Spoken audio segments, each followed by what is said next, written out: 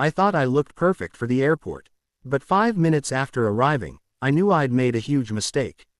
I was flying early that morning, the kind of flight where the airport feels half asleep. I stood in front of the mirror and chose style over comfort, tight jeans, a heavy jacket, flashy sneakers.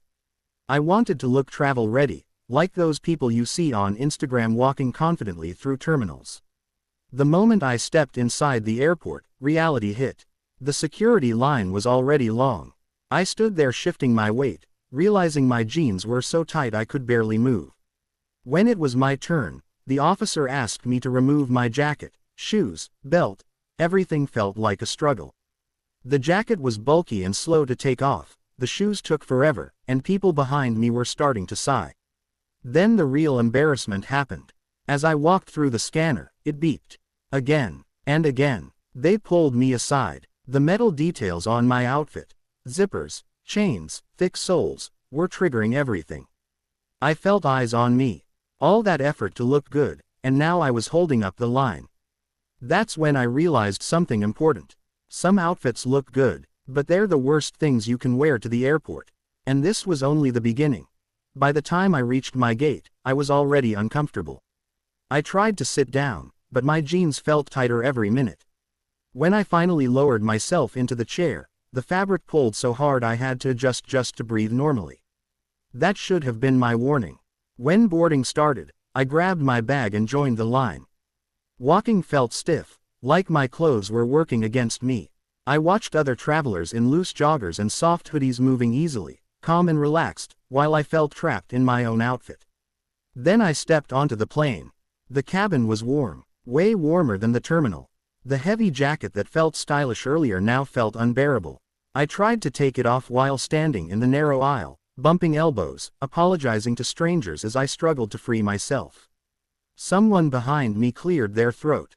I could feel the pressure. I finally reached my seat and sat down. That's when the real discomfort hit. The tight jeans pressed into my waist the moment I buckled my seatbelt. Sitting still was painful. Crossing my legs was impossible. Every small movement felt restricted. The flashy sneakers, which looked great in photos, were stiff and heavy.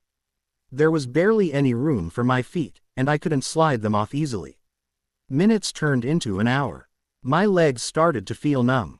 My lower back ached. I kept shifting, trying to find a comfortable position, but nothing worked. The person next to me was asleep, relaxed, while I stared at the seat in front of me, counting minutes. That's when a thought hit me hard. This flight wasn't even long. And I still had hours to go. About halfway through the flight, I stopped thinking about how I looked and started worrying about how I felt. My legs felt heavy, not tired, heavy. I stretched my feet forward as much as the seat allowed, but the tight jeans refused to give even an inch. The pressure around my knees and thighs was constant, like the fabric was holding everything in place too tightly. I remembered something I'd read once, how sitting too long in restrictive clothing can slow circulation. At the time, I'd laughed it off. Now, sitting there, I wasn't laughing anymore. I shifted again, trying to discreetly loosen my belt, but it didn't help. The cabin lights were dim, people were quiet, and I suddenly felt very aware of my own body. Every tingle in my legs felt louder. Every ache felt more serious.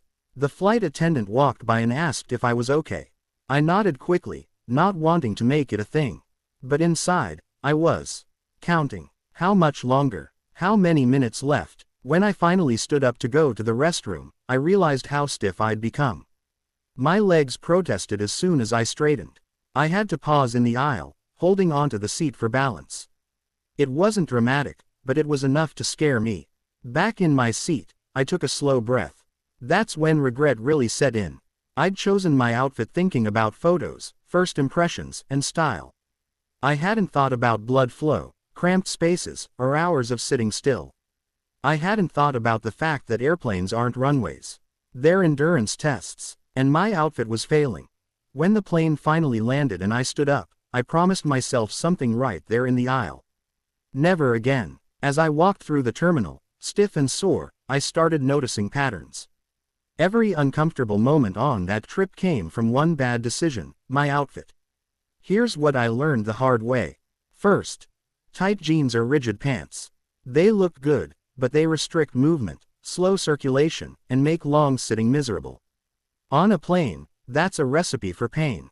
Second, heavy jackets or bulky layers. Airports change temperature constantly. Security lines, warm cabins, cold terminals, bulky clothes just create stress and awkward moments. Third, shoes that are hard to remove. Security, narrow aisles, swollen feet after hours of flying. If your shoes don't slip on and off easily, you'll regret them. Fourth, metal heavy or flashy outfits. Zippers, chains, thick soles, great for style, terrible for security scanners and attention you don't want. Now I travel differently. Soft joggers or stretch pants. Light layers I can remove easily. Breathable shoes I can slide off. I still look put together, but now I arrive comfortable, calm, and human. Because the airport isn't a fashion show. It's a journey, and comfort is the real upgrade.